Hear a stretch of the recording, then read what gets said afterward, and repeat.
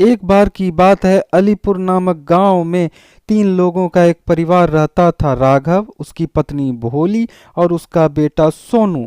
लेकिन तीनों की जिंदगी गरीबी से बीतती थी। राघव होटल में जाकर काम किया करता था। उससे जो थोड़े मोड़े पैसे आते थे उनसे घर चलाता था, लेकिन इतने पैसे काफ़ी नहीं थे। और इसलिए राघव की पत्नी भोली पड़ोस के घरों में जाकर झाड़ू बर्तन का काम किया करती थी। और इस प्रकार जो पैसे मिलते थे उससे कुछ मदद मिल जाया करती थी। और दोनों इसी चिंता में रहते थे कि हम लोग अपना घर कब बनाएंगे, सोनू को कब पढ़ाएंगे। एक रात दोनों बात कर रहे थे। राघव ने कहा कि एक काम करता हूँ, मैं दूसरा काम खोजने की कोशिश करता हूँ, इस प्रकार शायद हमारे किस्मत खुल जाए।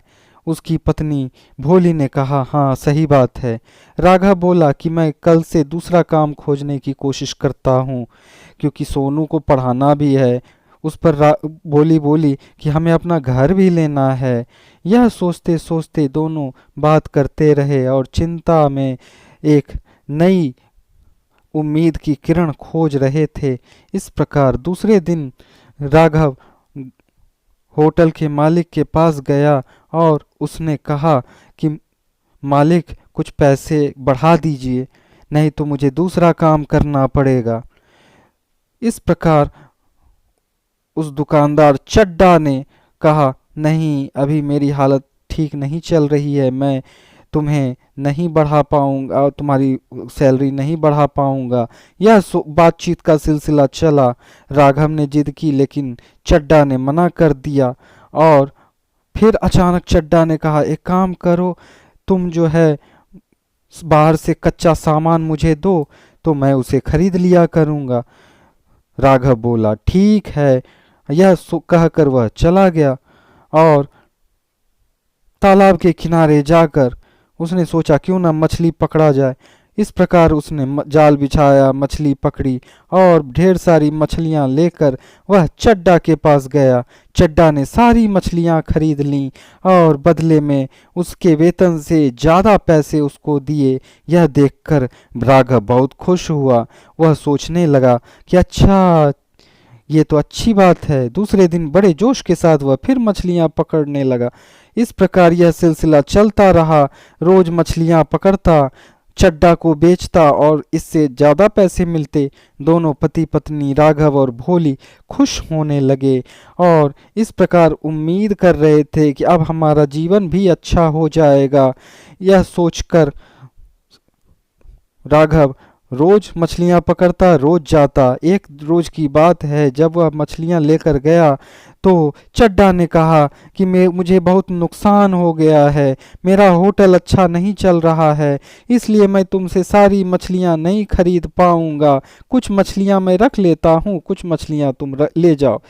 और जितनी मछलियां ले रहा हूँ उसके पैसे उसने दे दिए और दुखी मन से राघव घर की ओर निकल पड़ा।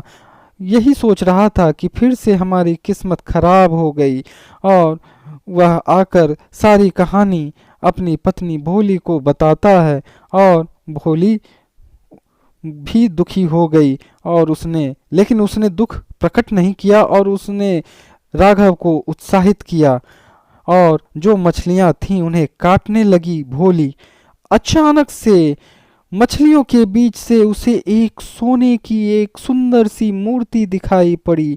यह देखकर उसकी आंख फटी की फटी रह गई।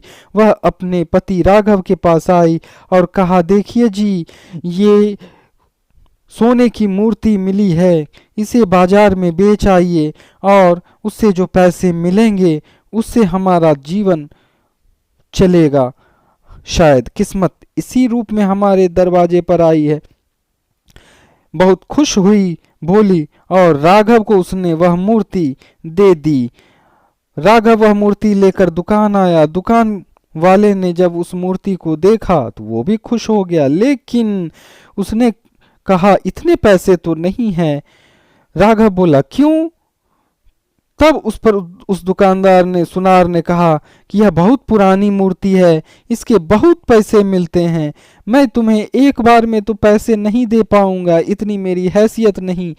एक काम करो, मैं हर महीने तुम्हें कुछ कुछ पैसे देता हूँ और इस प्रकार तुम्हारा भी फायदा हो जाएगा और मेरा भी कर्ज टूट जाएगा। यह सोचकर वह पैसे उसने दे दिए और वह पैसे लेकर राघव घर आ गया और उस पैसे से उसने एक होटल खोली और उस होटल में उसने मछली की बिरयानी बेचनी शुरू कर दी। इससे पहले उस गांव में मछली की बिरयानी कोई नहीं बनाता था, इसलिए उसके दुकान में लोगों की लाइनें लग गईं और लोग खूब खाने लगे। वह काम करने वालों को भी उसने रख लिया और उन्हें खूब पैसे देता था। इधर लोगों को सस्ते में माल भी बेचता था और काम करने वालों को भी रखता था। तभी एक दिन चड्डा उसके पास आया। उसने कहा, तुम इतनी सस्ती सामान क्यों बेच रहे हो? याद है ना, तुम मेरे पास काम लेने आया करते थे, आज खुद मालिक बन बैठे हो। लेकिन याद रखो, अति उत्साह हमेशा खराब होता है। अति उत्साहित में यह काम मत करो। तुम कम पैसे में मत बेचा करो, तुम ज्यादा पैसे में बेचा करो, मुझे नुकसान हो रहा है और मेरे आदमियों को भी तुमने रख लिया। राघव बोला कि मैंने किसी को नहीं रखा, मुझे काम की जरूरत थी, लोग मेरे पास आए काम मांगने के लिए, मैंने उसे दे दिया बस।